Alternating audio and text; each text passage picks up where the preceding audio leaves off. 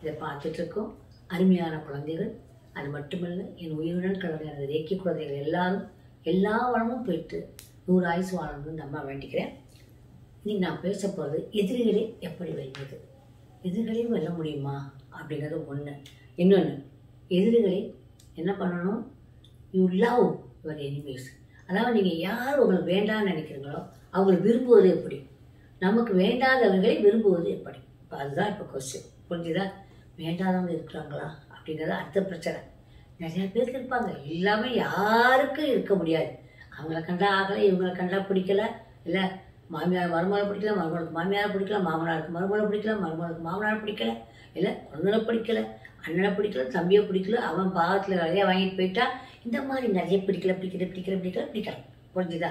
இந்த பிடிக்கலைக்கு என்ன செய்ய போகிறோம்? அவங்க எல்லாமே எதிராக நினைப்போம் இல்லையா? We cannot think that they're all இப்போ என்ன ஒரு பெரிய மேட்ரா அப்படியா நினைக்க முடியாது. ஏன்னா எனக்கு சொத்தே இல்லை, நான் சாப்பாடு கஷ்டப்பட்டுருக்கேன். ஒருத்தர் எல்லாம் சொத்தை பிடிக்கிட்டு போயிட்டான் அப்படிங்கிறப்ப அவங்களை எப்படி பண்ணிக்கிறது? அதுதான் பிரச்சனை. அதுக்கு என்ன பண்ணலாம்? அதுதான் இன்னைக்கு அம்மா பேச போகிறது. அது என்னன்னு பார்ப்போம். ஒவ்வொருத்தருமே என்ன பண்ணுறீங்கன்னா, எதிரின்னு இருக்கவங்களை பார்த்தீங்கன்னா அவங்களை எதிரியாக மட்டுமே தான் நினைக்கிறீங்க. அவங்கள்ட்ட நீங்கள் ஒரு சில குவாலிட்டியை டிஸ்மிஸ் பண்ணிடுறீங்க. நீங்களே என்னென்னா, எல்லாரும் ஏதாவது ஒரு நன்மை செய்வாங்க, அவங்கள்ட்ட ஏதாவது ஒரு நல்ல குணம் இருக்கும். ஒன்று கூட இல்லாத கொலைகாரத்தை கூட ஒரு நன்மையான ஒரு குணம் இருந்துக்கலாம் இல்லையா?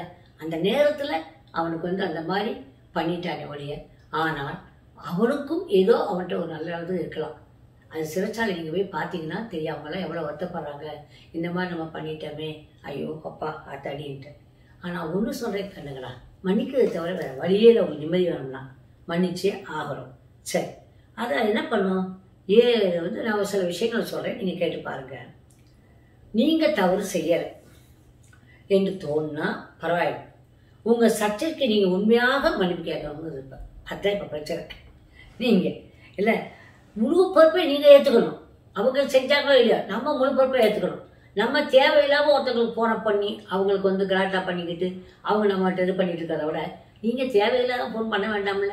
யோசிச்சு பாருங்க கண்ணுங்களா, நம்ம தேவையில்லாத சண்டைக்கு போக வேண்டாம்ல. தேவையில்லாத ஒரு சின்ன சின்ன விஷயங்களில் ரொம்ப கோவம் அதனால வர கான்சிக்வன்சஸ் எத்தனையோ வருடங்கள் மனிதர்களை பாதிச்சிருது.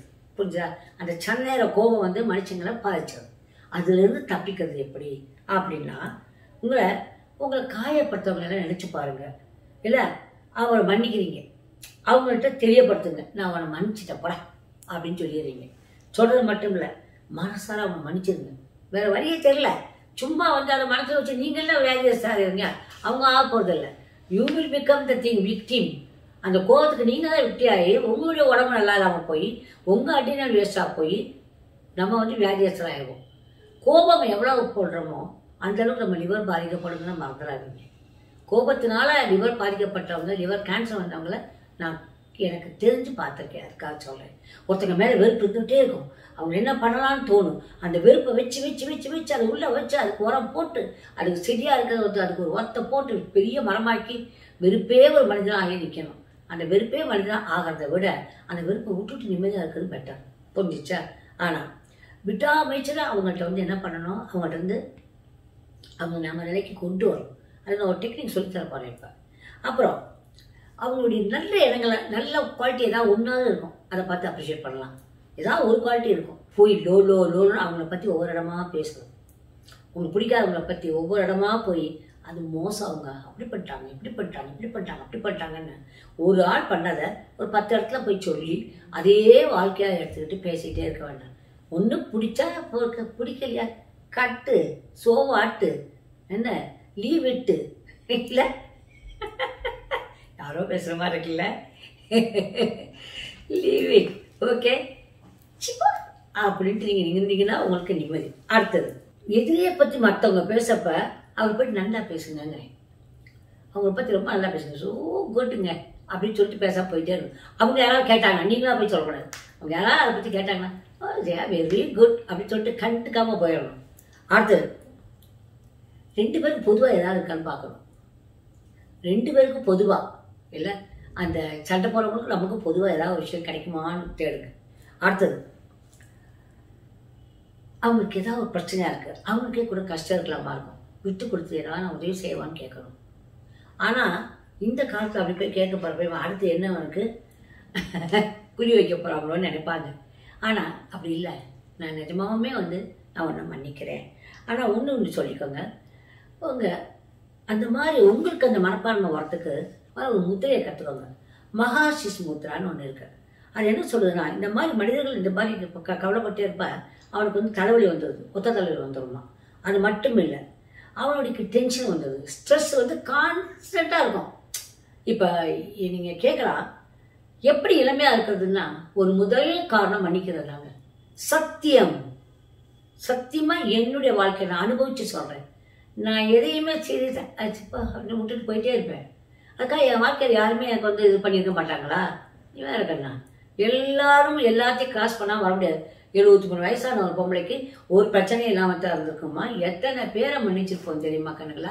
மன்னிப்பு அதை பற்றி அது ஏறவே ஏறாது, பிரெயின்லேயே ஏறாது. எனக்கு ஆண்டவன் கொடுத்து எனக்கு ஒரு நல்ல வரப்பிரசாதம். அடுத்து மட்டும் இல்லை, டென்ஷன் அதை சரி பண்ணிடும் அந்த முத்ரா. அது மட்டும் இல்லை, நம்ம கண்ணு இருக்குல்ல, கண்ணு வந்து என்ன பண்ணுமா, டியூ டு டென்ஷன் பிரச்சனைக்கு ஆளாகுமா, அது இல்லைன்னு ஆக்கிடுமா. இது ஐயில் வேற நம்மளை காப்பாற்றிக்குது. அப்புறம் இங்கே கன்ஜெஷன் சைனசைட்டிஸ் சொல்கிறாங்களா, அதெல்லாம் வேற சரி பண்ணுது.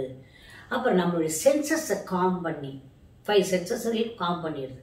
காம் பண்ணி நம்மளை என்ன பண்ணுது, ஒருத்தங்க மேலே வெறுப்பே இல்லாதபடி நம்மளை ஆக்க போகுது. அது மட்டும் இல்லை, அப்போ அதாவது ஜாயிண்ட் டிசார்டர். இங்கே எப்போ பார்த்தாலும் பார்த்தீங்கன்னா ஒருத்தங்களை பற்றி நினச்சிக்கிறதே பண்ணிட்டா டெம்பரமெண்டபிள் ஜாயிண்ட் இது அடிபடும். அதுக்கப்புறம் என்ன பண்ணோம், உங்களுக்கு ஷோல்டர் ஜாயிண்ட், எல்போ ஜாயிண்ட்டு, நீ ஜாயிண்ட், இது எல்லாம் அடிபட ஆரம்பிச்சிடும். டென்ஷனாலே அடிபடும் கண்ணுங்களா. ப்ராக்டிகாலிட்டி ஐம் டாக்கிங், புரிஞ்சுதா? அப்போ இந்த முத்ரை பண்ணுறப்ப இது எல்லாமே இல்லாமல் போகும். மகாசிஷ் முத்ரா இது பேர். எப்படின்னா, இந்த 3 விரலை ஒன்றா சேர்த்துக்கிறீங்க. இந்த ஒரு விரலை மட்டும் நல்லா இப்படி மடக்கணும், இப்படி மடக்கணும். இந்த மாதிரி மடக்கி இந்த 3 விரலை ஒன்றா சேர்த்து இப்படி மடக்கி 2 கையால் மகாசிஷ் முத்ரா பண்ணணும். இதை பண்ணினீங்கன்னா நாட் ஒன்லி ஃபார் திஸ் எனிமீஸை வந்து இது பண்ணுறதுக்கு மட்டும் இல்லை, வாழ்க்கையில ஒரு டென்ஷன் இல்லாமல் நிம்மதியாக இருக்கிறதுக்கு இது ரொம்ப உபயோகமான ஒரு என்னமான அருமையான முத்திரை இந்த முத்திரை. அடுத்தது என்னென்னா, ஒரு ஹோவோ போனோ டெக்னிக் அப்படின்னு ஒன்று இருக்குது. ஹோவோ போனோ டெக்னிக்னு என்னென்னா, அது வந்து ஒரு ஹவாலியன் டெக்னிக்கு, ஒரு டாக்டரால் கொண்டு வரப்பட்டது. அவர் ஜெயிலில் வந்து தண்டனை கொடுக்கப்பட்டு ரொம்ப அவங்ககிட்ட யாருமே அங்கே இருக்க முடியாத ஒரு ஹாஸ்பிட்டல் கூட அவங்க வச்சுருந்தாங்க. அவங்ககிட்ட எங்கேயுமே இருக்க முடியாது. அந்த தீவில் எல்லாரும் டாக்டர்ஸ்லாம் ஓடிடுவாங்க, நர்சஸ்லாம் வேலை செய்ய மாட்டாங்க. அப்போதான் அந்த இடத்துல இவர் போய் இருந்து ஒன்றுமே பண்ண மாட்டாராம். ரூமில் தனியாக போய் உட்காந்து அவங்களுக்கு ஒரு மந்திரத்தை சொல்லியிருக்காரு.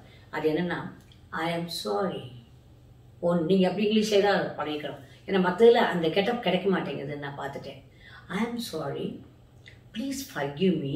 அதாவது ஐ ஆம் சாரின்னா உங்களுக்கு தெரியும், ப்ளீஸ் ஃபர்கிவ் மீ, என்னை மன்னிச்சிரு. இது எப்படி இருக்குது, நம்மளே அவங்க மன்னிக்க சொல்லிடுறது. அது எப்படிங்க, அவங்க தப்பு செஞ்சுருக்காங்க. ஆமாம், அவங்க தப்பு செஞ்சாங்க. இப்போ அதுக்கு தானே இப்போ நம்ம விடுதலைக்கு தானே இப்போ வர்றோம் இல்லையா. ப்ளீஸ் ஃபர்கிவ் மீ, முர்ரா மோனே அப்படின்னு அர்த்தம். அடுத்தது தேங்க்யூ, நன்றி.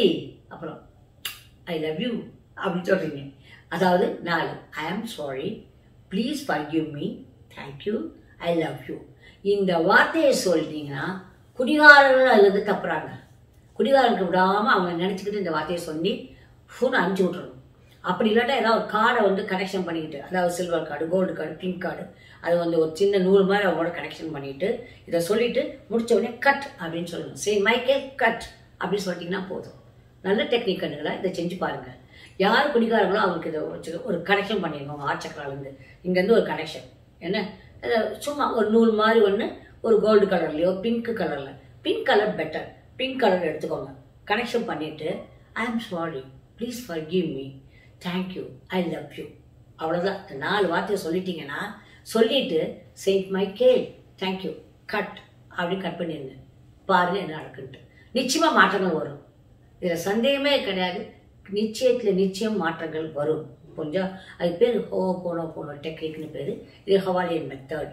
இதில் வந்து ஆனால் இந்த மெத்தடில் நிறையா பேர் நல்லா இருக்காங்க, நிஜ வாழ்க்கையிலே நல்லா இருக்காங்க. ஆனால் நிறையா பேருடைய ரிப்போர்ட்ஸ் இருக்குது, பண்ணி பாருங்க. ஓகே கண்ணுங்களா, இதில் ஏதாவது ஒன்று செய்யுங்க. செஞ்சு நீங்கள் நல்லா இருக்கணும், நிம்மதியாக இருக்கணும். யாருமே இந்த உலகத்தில் எதிரிகள் கிடையாது அப்படிங்கிற நிலைமைக்கு வாங்க. அப்படி வர்றதுக்கு நீங்கள் அவங்க அதை செஞ்சாங்களே இதுங்க நம்ம அதெல்லாம் பற்றிக்கலாம். நமக்கு என்ன அப்படின்னு மட்டும் ஒவ்வொரு இண்டிவிஜுவலு நீங்கள் மட்டும் உங்கள் வாழ்க்கையை மட்டும் பாருங்கள் கண்ணுங்களா. ஓகே, புரிஞ்ச கண்ணுங்களா. I love you all my lovely children. Good luck கண்ணுங்களா. பாய்.